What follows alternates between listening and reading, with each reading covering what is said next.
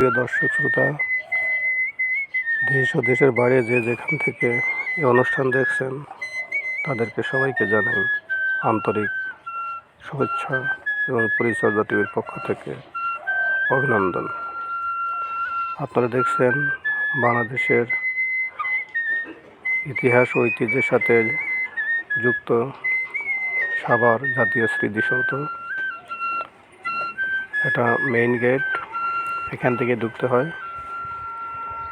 গেটে ঢুকেই চোখ জোড়ানো রাস্তা, আশপাশে গাছগাছালি, যে কারো ভালো লাগবে। বাংলাদেশের ইতিহাস ও ঐতিহ্যের একটি স্থান।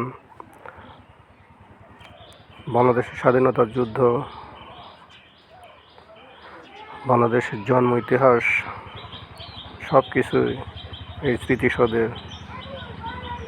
বহন করে। আপনারা দেখতে পাচ্ছেন সুন্দর মনোরম পরিবেশ দেখতে পাচ্ছি, সুন্দর সুন্দর গাছ। এটা হলো পায়ে হেঁটে যাওয়ার সিঁড়ি। অত্যন্ত চমৎকার দর্শনীয় স্থান, যা একবার এখানে না আসলে কেউ আসলে এই সম্পর্কে কেউ জানবেই না। এত সুন্দর করে পরিপাটি করে তৈরি করা। দেশ এবং দেশ বিদেশের অনেক পর্যটক প্রতিদিন এখানে ভিড় জমায়। সকাল 10টা থেকে খুলে দেওয়া হয় দর্শনার্থীদের জন্য। এটা হলো রাস্তা যাচ্ছে।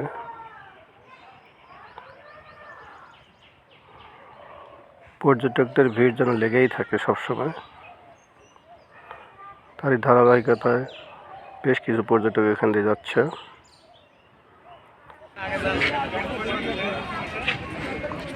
আমরা পর্যটকের সাক্ষাৎকার নেই। আপনারা কোথায় যাচ্ছেন? কেমন বলে? জাতীয় স্মৃতিসৌধ দেখতে আসলাম। একটু কি এই সম্পর্কে একটু বলেন দেখি। এটা বাংলাদেশের একটা উল্লেখযোগ্য জায়গা, যেখানে বাংলাদেশের জন্মের একটা ইতিহাস আছে। আচ্ছা, ঠিক আছে। তারপরে গণকবর আছে। আপনারা কোথা থেকে আসছেন? পাবনা থেকে আসছি। এত দূর থেকে আসছেন কিসের টানে? এই মাতৃভূমির টানে, দেশ সম্পর্কে জানার জন্য। বলেন স্যার একটু, আপনারা এখানে কেন আসছেন, কি দেখার উদ্দেশ্যে, কি অনুভূতিগুলো আপনার একটু বলেন। বাংলাদেশের স্বাধীনতার একটি স্মৃতিচারণ, এখানে আসলে অনেক কিছুই আর কি জানা যাবে, দেখা যাবে। এই জন্য অনেক দূর থেকে চলে আসছেন। অনেক দূর থেকে দেশের টানে, মাতৃভূমির টানে চলে আসলাম ঢাকার নবীনগর, সাভার নবীনগরে স্মৃতিসৌধ দেখতে। ওকে, ঠিক আছে, ভালো থাকেন। আপনারা দেখতে পাচ্ছেন পর্যটকরা কিভাবে তাদের নিজের ইচ্ছা মতো এই মুহূর্তগুলো ক্যামেরাবন্দি করে রাখছে, যাতে ভবিষ্যতে এগুলো দেখতে পারে। এগুলো হলো স্মৃতিচারণের জায়গা, ইতিহাস ঐতিহ্যে সমৃদ্ধ একটি জায়গা, যা যে কেউ আসলেই তার মন ভরে যাবে। যে এখনো এখানে আসেন নাই, চাইব যে তারা যেন দ্রুত এখানে এসে দেশ সম্পর্কে, স্বাধীনতা সম্পর্কে, দেশের ইতিহাস সম্পর্কে জানতে পারে। এটা একটা লেক, সুন্দর দেখার মতো।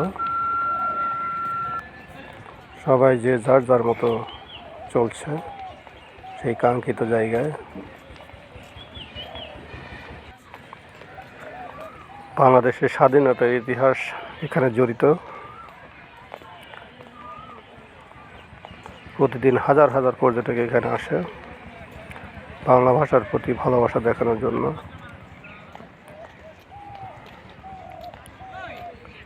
অনেক সুন্দর একটি জায়গা, চতুর্দিকে গাছগাছালিতে ভরা, সবুজের সমারোহ,